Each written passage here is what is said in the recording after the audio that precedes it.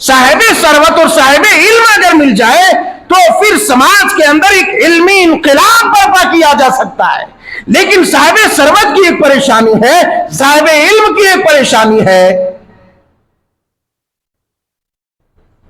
لوگ در بدر کے چندے مانگ مانگ کے پریشان ہیں, اور بیچارے شادی خانوں میں اور نہ جانے دوسرے مقامات میں تفریح گاہوں میں گھوم کر اور مزے لے کر کھا پی کے عیش و عشرت میں اس کو دے کے گھوش رشوت یہ ساری چیزیں لٹا پٹا کے ساری دنیا کو یہ ادھر اس میں مگن ہے, اس میں پریشان ہے. یہ بیچارہ بھیک مانگ کے پریشان ہے. لاک ڈاؤن کے بعد جو مدارس اسلامیہ مفلوق الحالی اور تنگ دستی اور بدحالی کے شکار ہیں, اس کو ہم سے زیادہ کون جان سکتا ہے؟ جو اس کا طالب علم ہے, جو اس کے خادم ہیں, اس سے زیادہ کون جانتا ہے؟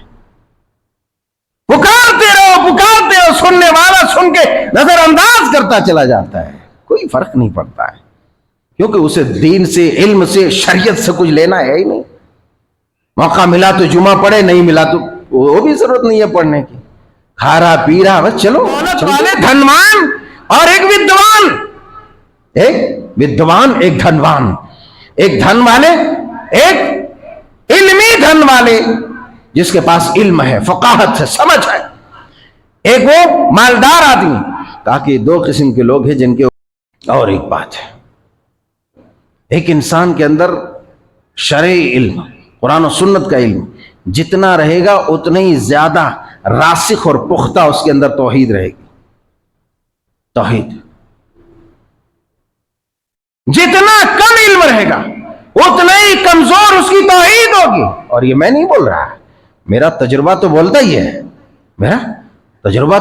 ہے, مگر قرآن بولتا ہے, اللہ فرماتے انما یخشی اللہ من عبادہ العلماء. علم والے اہل علم ہی سب سے زیادہ اللہ سے ڈرنے والے ہیں. اب آپ کہیں گے کہ بھائی کسی حرام خور مولوی کو اٹھا کے لے آئیں گے جو در حقیقت مولوی تو نہیں ہے, مگر دین اور علم کے نام پر, اسلام کے نام پر روٹیاں توڑ رہا ہے, پیٹ پال رہا ہے, حرام خوریاں کر رہا ہے. تو ایسا نہیں, وہ لوگ اس سے مستثنا ہے, وہ لوگ اس سے الگ ہے. صحیح علم جس کے اندر ہے وہی آدمی سب سے زیادہ اللہ سے ڈرنے والا ہے. انما یخشی اللہ من عبادہ العلماء. اس لیے ہم غریب مولوی ایک بات کرتے ہیں اور آپ امیر لوگ ایک بات کرتے ہیں, ہے نا. ہم غریب مولوی ایک بات کرتے ہیں, آپ امیر لوگ ایک بات کرتے ہیں. ارے یہ مول صاحب کو کیا پتا ہے بھائی اس کے بارے میں؟ مول صاحب کو جو پتا ہے وہ تمہیں نہیں ہے, رب نے تمہیں نہیں دیا ہے جو اس بندے کو دیا ہے. اس بندے کو جو دیا ہے وہ تمہیں نہیں دیا. اس لیے ایسے بندوں سے تعلق کو مضبوط کرو اور ایسے مراکز سے تعلق کو مضبوط کرو تاکہ تمہاری روح کو غذا ملتی رہے. اس لیے کہ اللہ تبارک و تعالیٰ کے پاک پیغمبر نے یوں فرما دیا نا, من یرد اللہ بہ خیرا یفقہہ فی الدین. کہ اگر تمہیں بھی ان لوگوں میں شامل ہونا جس کے ساتھ اللہ تبارک و تعالیٰ بھلائی کا ارادہ کرتا ہے تو تم بھی کیا کرو, ان لوگوں کے ساتھ ہو جاؤ, ان لوگوں کے ساتھی بن کر کے علم حاصل کرو, جتنا ہو سکتا ہے علم حاصل کرو تاکہ اللہ تبارک و تعالیٰ کی اس فہرست میں تمہارا شمار ہو جائے. اور ایک بات اور یہاں پر کہوں, یہ صحیح بخاری کی حدیث کے حوالے سے امام بخاری رحمۃ اللہ علیہ نے اسے کتاب العلم میں ذکر فرمایا ہے. یقیناً علم کی بات ہے تو کتاب العلم میں ذکر کرنا چاہیے. علم کی بات ہے تو کتاب العلم میں ذکر کرنا چاہیے. کون سی نئی بات آپ بتا رہے ہیں؟ امام مسلم رحمۃ اللہ علیہ نے اسے کتاب الزکات میں ذکر کیا ہے. ان کو یہاں کیا پڑ گئی کہ ان کو بھی علم کے باب میں بیان کرنا چاہیے نا. کتاب الزکات میں ذکر کیا ہے. اس کا مطلب یہ ہے علمی کام کاج کے لیے, علمی مراکز کو سنبھالنے کے لیے دولت و ثروت کی ضرورت ہوتی ہے. آج زیادہ تر اصحاب ثروت مالدار لوگ اپنی اپنی دولت پر ناک بن کر کے بیٹھے ہیں, معاف کیجئے گا. اسی لیے مدارس اسلامیہ بہت زیادہ تر اس وقت, خاص طور سے لاک ڈاؤن کے بعد, جو مدارس اسلامیہ مفلوق الحالی اور تنگ دستی اور بدحالی کے شکار ہیں, اس کو ہم سے زیادہ کون جان سکتا ہے؟ جو اس کا طالب علم ہے، جو اس کے خادم ہیں، اس سے زیادہ کون جانتا ہے؟ پکارتے رہو، سننے والا سن کے نظر انداز کرتا چلا جاتا ہے، کوئی فرق نہیں پڑتا ہے، کیونکہ اسے دین سے، علم سے، شریعت سے کچھ لینا ہے ہی نہیں۔ موقع ملا تو جمعہ پڑھے، نہیں ملا تو وہ بھی ضرورت نہیں ہے پڑھنے کی، کھا رہا پی رہا، بس چلو چلتے بنو، چلتے بنو گے تو ایک دن چلتے بنو گے ادھر بھی، کال کوٹری میں اللہ تعالیٰ بند کر دے گا۔ مطلب یہ ہوا، امام مسلم بتانا یہ چاہتے ہیں کہ یہ جو حدیث میں نے کتاب الزکات میں ذکر کیا ہے، اس کا مطلب یہ ہے کہ دین کے کام کے لیے دولت کی ضرورت ہے، دولت کی ضرورت ہے۔ اگر دوسری حدیث جو صحیح بخاری اور صحیح مسلم شریف کی ہے، حضرت عبداللہ ابن مسعود رضی اللہ تعالیٰ عنہ بیان فرماتے ہیں کہ لا حسد الا فی اثنتین الا رجل آتاہ اللہ مالا فسلطہ علی حلقتہ فی الحق ورجل آتاہ اللہ الحکمہ فهو یقضی بها ویعلمها۔ ہے بھی کتاب الزکات میں ذکر کیا ہے امام بخاری نے۔ ذکر کرنے کا مطلب کیا ہے؟ اور امام مسلم نے کتاب صلاۃ المسافرین میں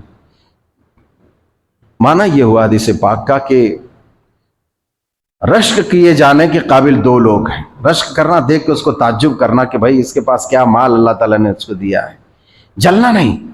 جلنا، حسد کرنا ایک الگ چیز ہے، اور رشک کرنا، تعجب کرنا اللہ کی حمد کے ساتھ اور برکت کی دعا کے ساتھ کہ اسے بھی دیا ہے، سبحان اللہ، ہمیں بھی مل جاتا تو اچھا رہتا ہے، ہم بھی اسی طرح کام کرتے تھے، اس سے بڑھ کر کے بھی کام کرتے تھے۔ ایک اہل علم اور اہل ثروت، ایک دولت والے دھنوان اور ایک ودوان، ایک ودوان ایک دھنوان، ایک دھن والے ایک علمی دھن والے جس کے پاس علم ہے، فقاہت ہے، سمجھ ہے، ایک وہ مالدار آدمی۔ کہا کہ دو قسم کے لوگ ہیں جن کے اوپر رشک کیا جا سکتا ہے۔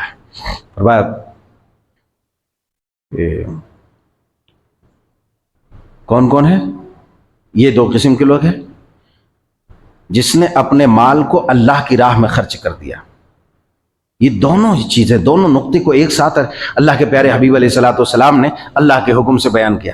ایک ساتھ بیان کرنے کا بھی مطلب یہی ہے کہ مالدار اور ذی علم، صاحب ثروت اور صاحب علم اگر مل جائے تو پھر سماج کے اندر ایک علمی انقلاب برپا کیا جا سکتا ہے۔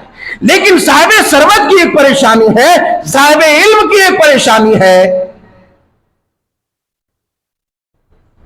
لوگ در بدر کے چندے مانگ مانگ کے پریشان ہیں، اور بیچارے شادی خانوں میں اور نہ جانے دوسرے مقامات میں، تفریح گاہوں میں گھوم کر اور مزے لے کر، کھا پی کے عیش و عشرت میں اس کو دے کے گھوش رشوت یہ ساری چیزیں لٹا پٹا کے ساری دنیا کو یہ ادھر اس میں مگن ہے، اس میں پریشان ہے۔ یہ بیچارہ بھیک مانگ کے پریشان ہے، یہ اپنے نام نمود کے لیے پریشان ہے، اور یہ امت کے لیے، قوم کے لیے بھیک مانگ کے پریشان ہے۔ رب کے رسول نے کہا اگر یہ دونوں چیزیں مل جائیں، اہل علم جس نے علم کے ذریعے، اپنی بصیرت کے ذریعے، اپنی عقل، شعور، فہم و فراست، اپنے تفقہ فی الدین کے ذریعے جس نے قوم کی خدمت کی، قوم کے اندر انقلاب برپا کیا، وہ قابل رشک اور قابل تعریف آدمی ہے۔ اور جس نے اپنے مال کو لٹا کر کے اللہ کی راہ میں اپنے مال کو لٹا کر کے اللہ کی رضا حاصل کی، وہ قابل تعریف آدمی ہے۔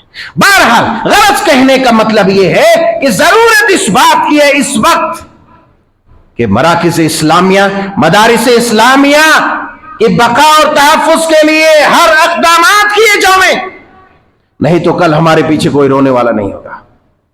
اور جس تعلیم کو ہم معمولی سمجھ رہے ہیں، خدا کی قسم یہ کوئی معمولی تعلیم نہیں۔ صحیح مسلم شریف آپ اٹھا